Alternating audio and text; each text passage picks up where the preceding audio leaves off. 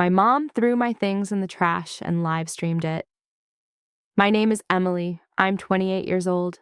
The night my family decided I was trash, they showed it to the whole internet. When I drove into the driveway that evening, I was still wearing my café apron. At first, I was confused because I saw my mom, my brother, and my sister all holding up their phones, pointing them at the front lawn. Then I saw what they were filming.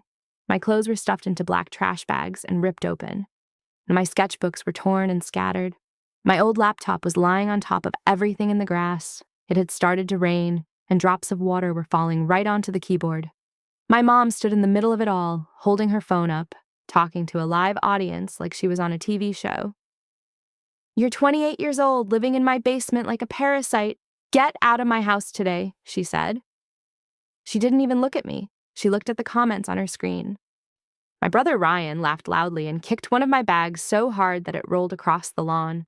My younger sister Lisa turned her phone around to show all of my things thrown out, giving her followers a tour of my life being put in the trash.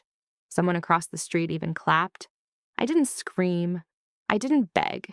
I just walked past them, picked up what I could save with shaking hands, put it in my car, and drove away without saying a word. At that moment, when they thought they had finally gotten rid of the loser of the family, what they didn't know was that 6 months later, they would be sending me dozens of desperate messages, begging me to talk to them. 6 months before that night, my life looked normal from the outside. I had a tiny one-bedroom apartment about 20 minutes away, a beat-up silver Honda that rattled when I used the AC, a full-time job as a graphic designer at a mid-sized ad agency in Dallas.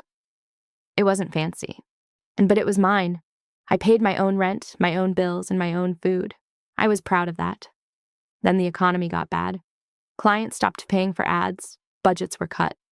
One Friday, my boss called me into a small meeting room with a sad smile. "It's the recession," she said. "We have to let some people go." 2 weeks later, I was standing in my empty apartment with a U-Haul truck outside, doing the math. My savings would not last long. I didn't have another job yet. Moving back in with my mom was supposed to be temporary, just for a few months. We made a deal. I would pay her $350 a month to stay in the basement. I would work extra shifts at a local café. I would keep applying for design jobs until I could move out again. On paper, it sounded fair. In real life, it felt like I was shrinking. My mom, Helen, loved telling people at church that her poor daughter had to move back home because the economy broke her. In front of others, she acted kind. "Emily's back for a while," she'd say sadly. "Poor thing." But when we were alone, she said things like, "You're almost 30, living in my basement like a teenager. When will you grow up?" My brother Ryan would come over after work at his auto shop, pat my shoulder and joke, "So, how's the artist in the basement? Any real jobs yet? Or just more doodles?" My sister Lisa filmed everything for social media. She made videos about cozy family dinners and Sunday vibes. If I was in the frame, it was always half my face, like I was just background furniture. The basement wasn't terrible, but it wasn't home. Worked at a wobbly folding table on my laptop, updated my portfolio, applied for jobs, took tiny design gigs that paid very little. Every month, I handed my mom an envelope with $350, and she counted it like a landlord and said things like, "Don't forget the electricity you use isn't free." Still, I told myself this was temporary. One day, I would get a good job again and climb back up those stairs for the last time.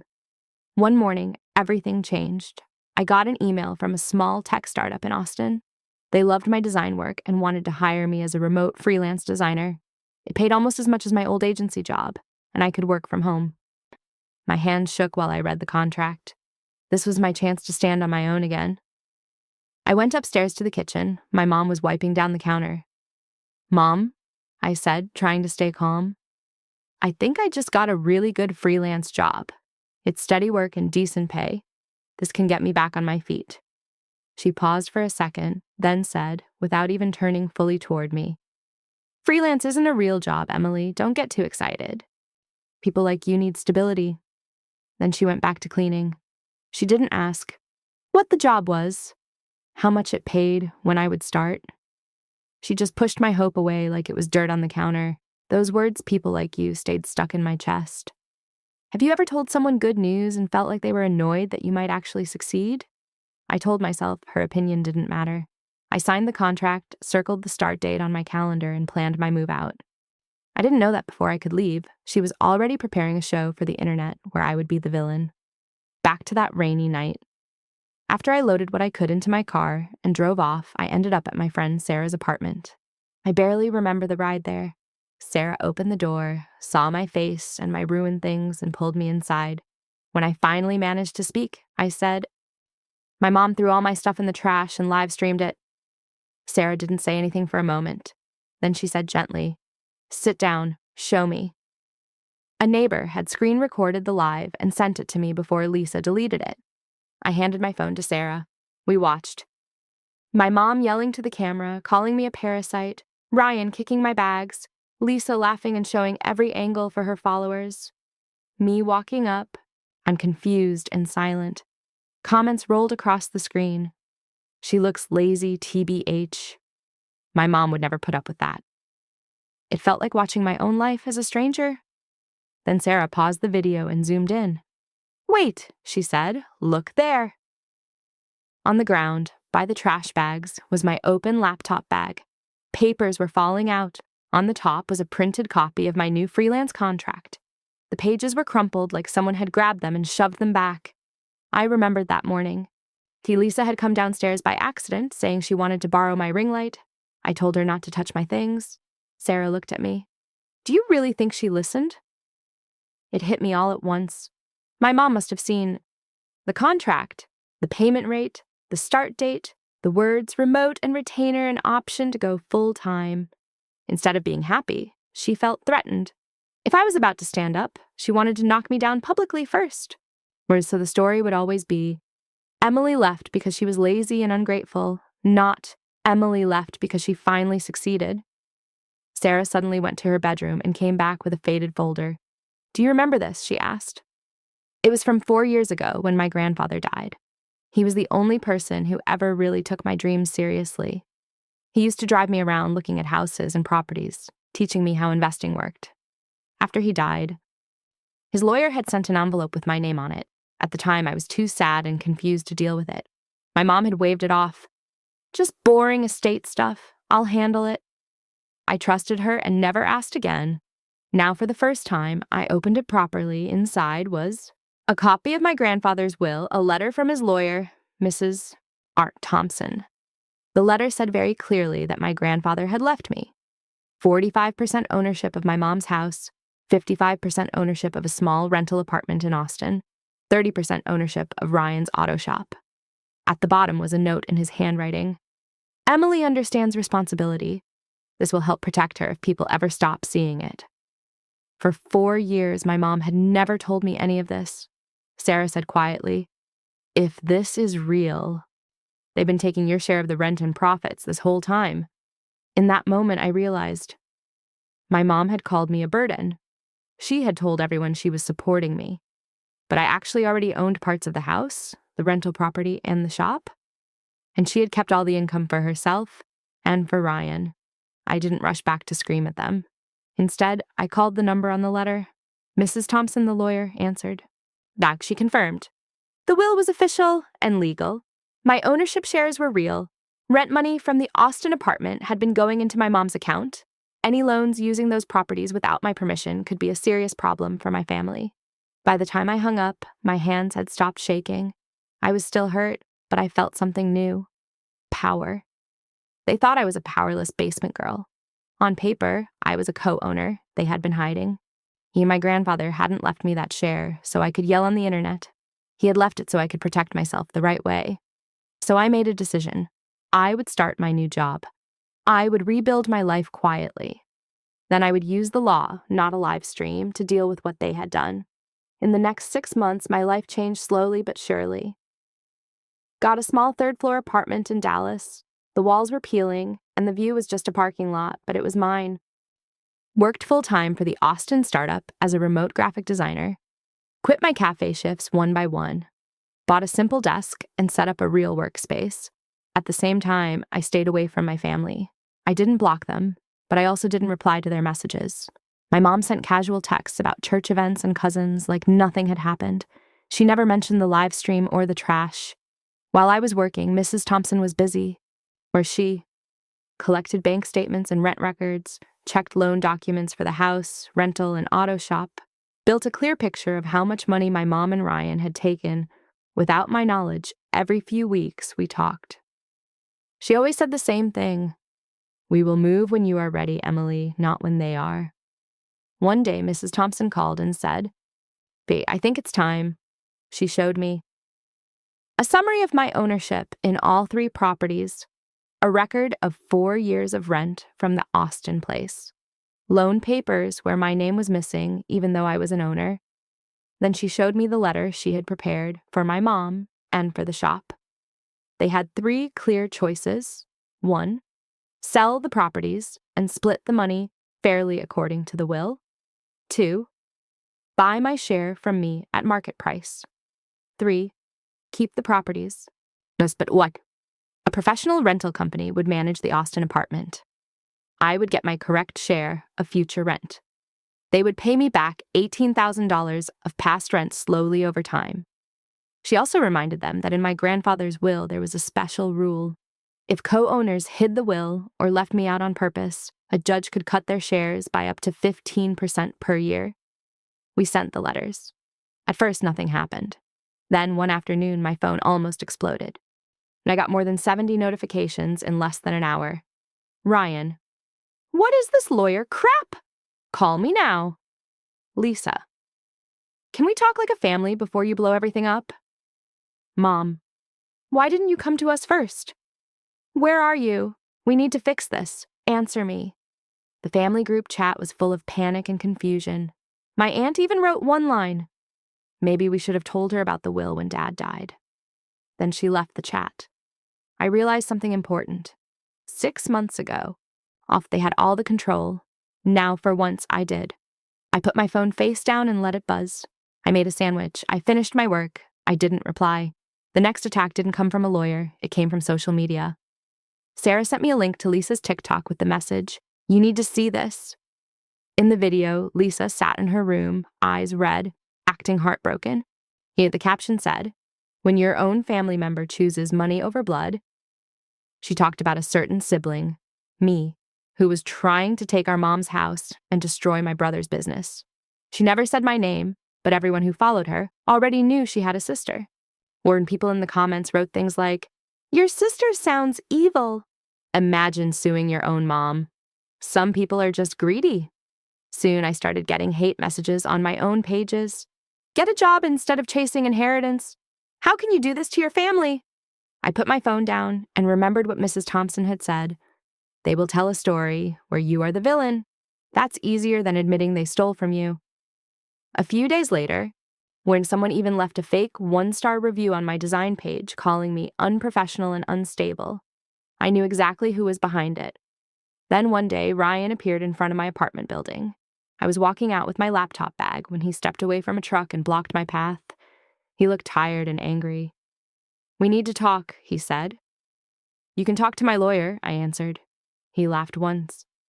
"Oh, that woman? And she's turning you against your own family." He told me to just sign a paper, giving up my part of the house and the shop. "Then this all goes away," he said. "The bank stops calling. We get back to normal." Normal. The normal where my stuff was in the trash and I was called a parasite on camera. "I'm not signing away what Grandpa left me," I replied. "You think you're some business expert because he took you to look at a few houses?" he snapped. "You're going to ruin everything he built." "He built it," I said. "You and Mom just pretended I wasn't part of it." He stepped closer. "If you don't stop this, you'll regret it. None of us will forgive you, ever." The old version of me might have started crying, apologized, or tried to calm him down. Instead, I quietly took out my phone, started recording, and held it up where he could see. "You done?" I asked.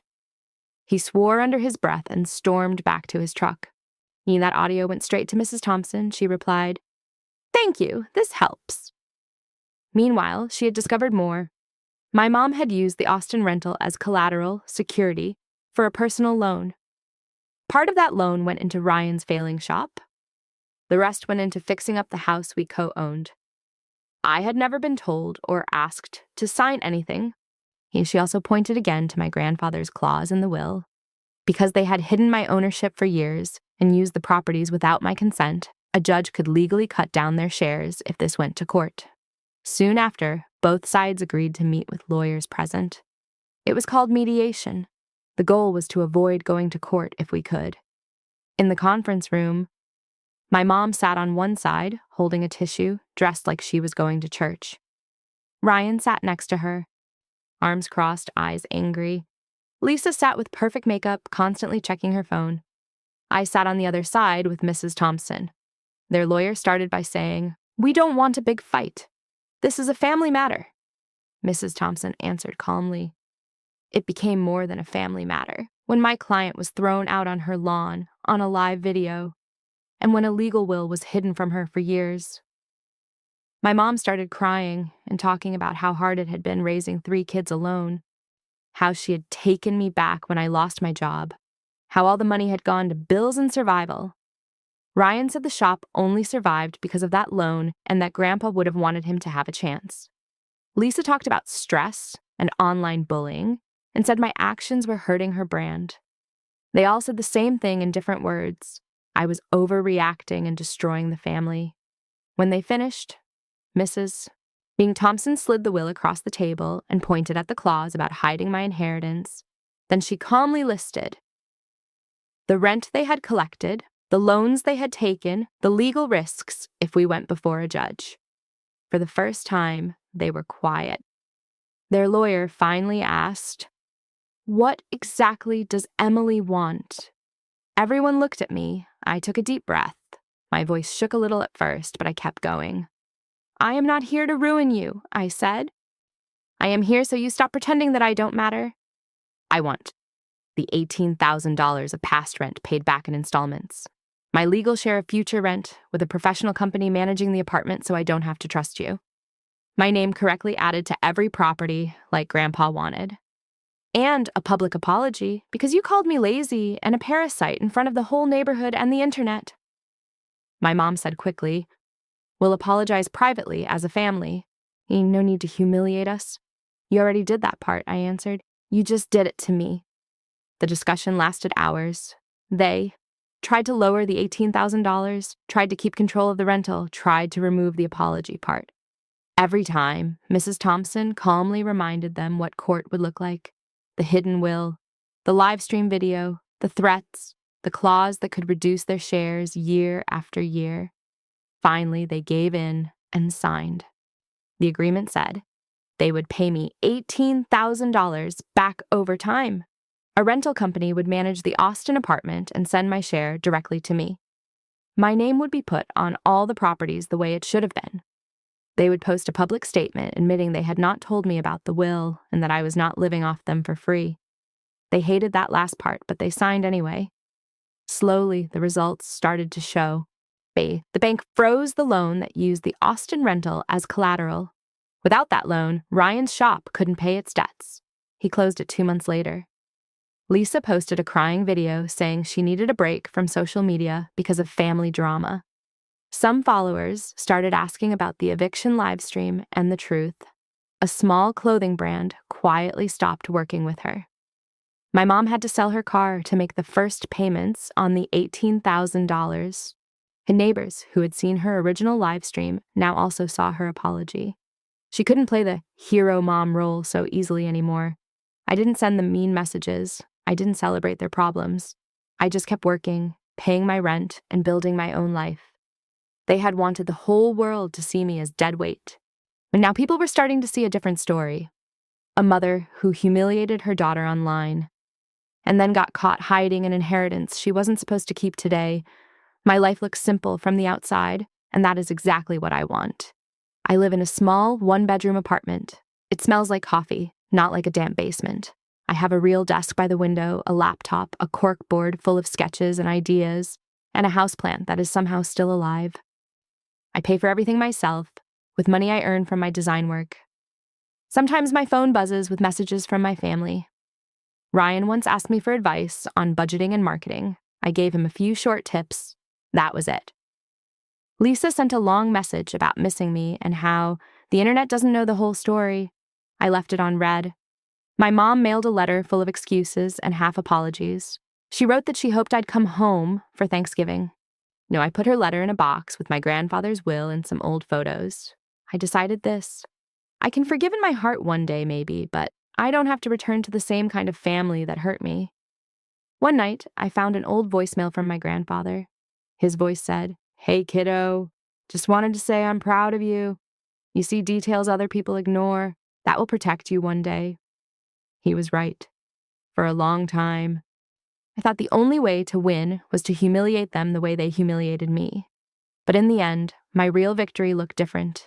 It looked like using truth and law instead of shouting, setting boundaries instead of begging, making sure their lies had real consequences. The most important part is not that they had to pay me.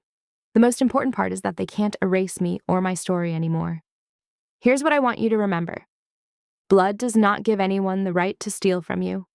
Being family does not mean you must accept humiliation or lies. You are allowed to protect yourself, even from the people who raised you. You can love people and still say no. If your family ever made you feel like you were nothing, like you were just trash in their story, I hope one day you stand in a place that you paid for with work you did yourself and realize they were wrong about you the whole time. And when that day comes, I hope you choose your future over their old, broken version of your past.